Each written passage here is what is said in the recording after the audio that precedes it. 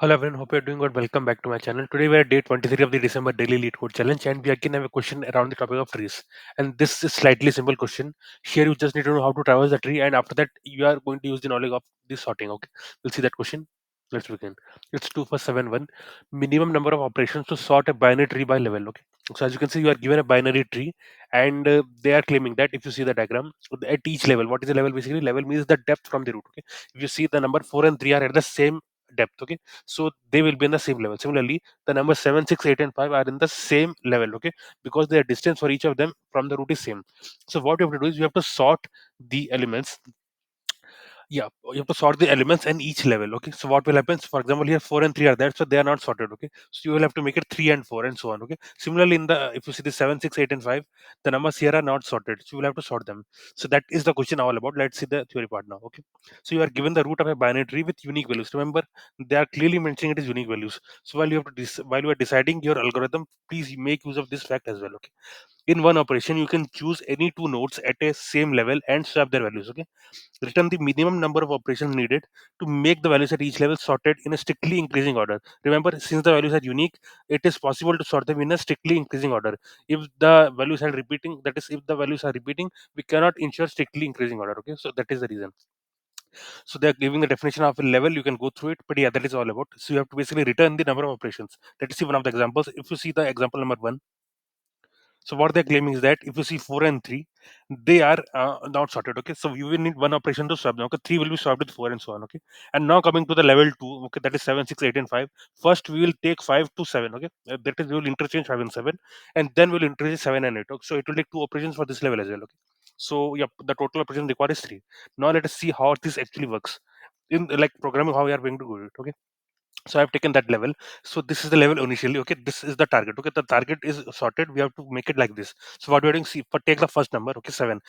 Take 7 to its correct position. Okay, that is the correct position for this particular digit is 5. Okay, so we have to bring 5 to this position and take 7 to that. Okay, so 5 will come to here and 7 will go to that. Okay, so this is how it is going to look. So we have used one operation now. Next we will go to the next index. 6 is in its correct position, so we will not do any change. If you see, now we're just maintaining the same. It is just same as this one. Okay, so we are not doing any change. First we did for the first index, now we are doing for the second index. Whatever is the right value for that index, we are bringing it that. Okay, now coming to third index, 8. 8 is not the right value here. Right value here will be 7, so we have to bring 7 here and then we have to replace. That is, we have to interchange 8 and 7. So here another operation is used. So total for this particular level we are using two operations. Okay, the same thing we are going to do now. See here, I'm using a DFS function. So if you have been seeing my videos, I'm sure that you will be knowing why I'm doing this. Okay, so what I'm doing, it's very simple. If see, first of all, I'm taking the root and the level for the root is initially 0. Okay, and so on, right?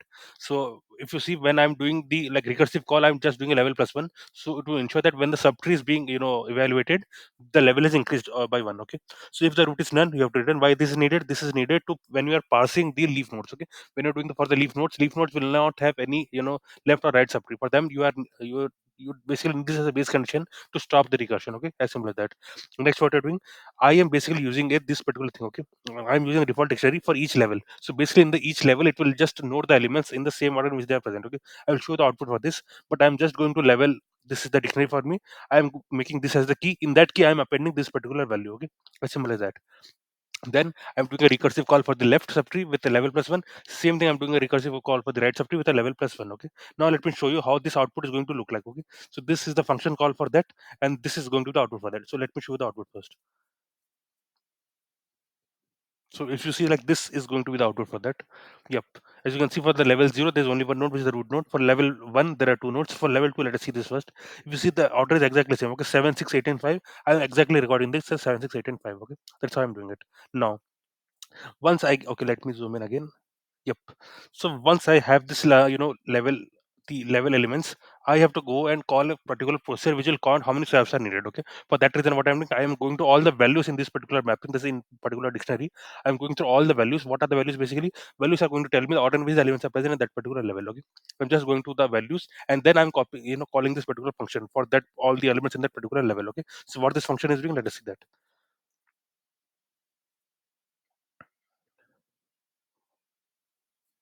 Yeah, so this is the function for that. So if you see, this is the one. So the things are very simple here. What we are doing, see, first of all, I'm capturing the length of it. Okay, and the I'm calculating a target. Target will tell me, like as you saw here, right?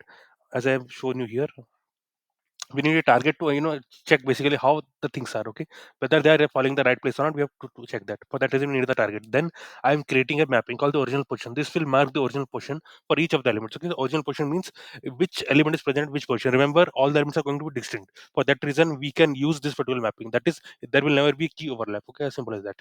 So all the original values, I'm just mapping it to their index. Okay, as simple as that. Then, as I mentioned in the in the diagram what I showed you, the same thing. We are going to each index and we are ensuring that the right value comes to that particular index. Okay. So if you see if the original of I is not equal to target of I, that is, if the right value is not present in that particular index, what we have to do? We have to increase the swap count first of all. Okay. This swap count is the final answer that we're returning. Then I'm just calculating the swap index. What is this basically? This will tell me that the current element which is present there, what is there, where it should be swapped to. Okay. That is, if you see the target of I, that means if you see the example number one. So yeah, if you see here, basically here in place of 7, 5 should come. So to get the index of 5 in the original array, I am using this particular variable. Okay, that is the swap index. The swap index will tell me what is the current position for the target element. Okay, so if the target of I, that is the right element to be present in the index I, where it is currently present. So that is going to be the swap index. So what I'm doing, I'm going to swap index and I'm changing it to original of I. Okay, simple as that.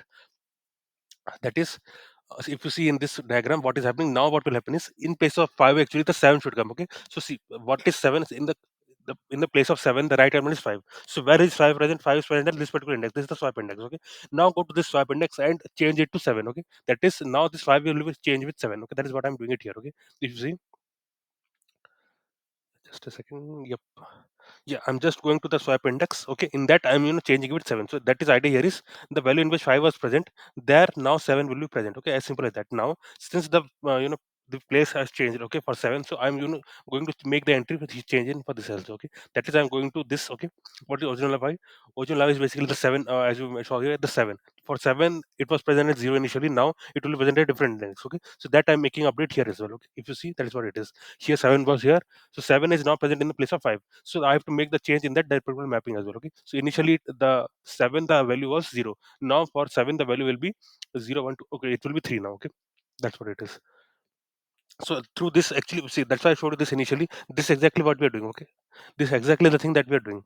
So for each index we are going, for example, the 7 first we went. Okay, then we ensure that the right place of 7, whatever should come, that should come. Okay, for example, the 5 came and in place of 5, 7 got replaced. Okay, that's what we are actually doing it through this. Okay, so that is the actual thing that we are doing. After that, since we are recording the count of swaps, at last we have to return the count of swaps. So let me quickly run the solution and show you once.